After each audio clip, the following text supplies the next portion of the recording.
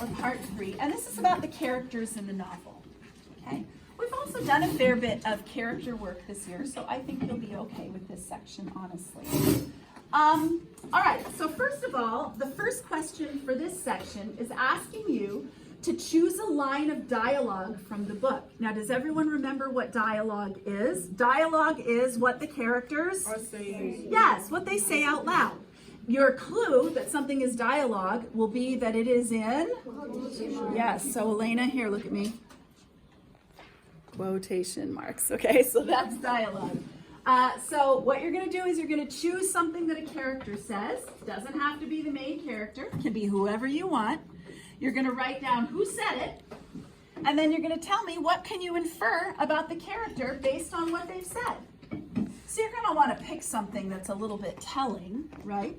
You're going to want to pick something where we can look at it and go, oh, that means that the character is whatever, okay?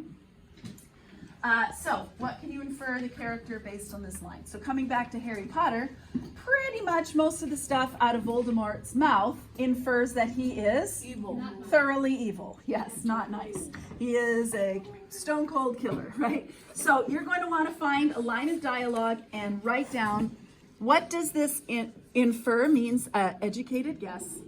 What does this tell us? Okay? Now, let's look at the bottom here. There's a little chart. Elena, I'm going to slide that up. Here's a chart. And on this chart, it's simply a list. You do not need to write a sentence for this part. So if you want to note that, feel free. In this section is simply a list. You're going to list the dynamic characters. Dynamic characters are characters that change. So as many characters as you can think of that change, that's who you list there. Then you're going to list the static characters. Static characters are characters who Don't change. do not change. They stay the same. They're usually minor characters, to be honest, but any character that stays the same, okay? Although I mentioned before, the Baudelaires don't change that much. Voldemort doesn't change that much. Alex Rider honestly does not change that much either. So, next one. Some of these are going to be the same. So list the round characters in the novel. Round characters are characters that the writer gives A lot of information about. yes, a personality, a lot of information. We know something about them. They're interesting characters that have details and possibly backstories to them, okay? So they're characters that the author took time to develop. Now here, this is important, so pay attention to this. You might even want to jot it down. You can have 2 characters in both of these categories. Does everyone understand? Both is fine.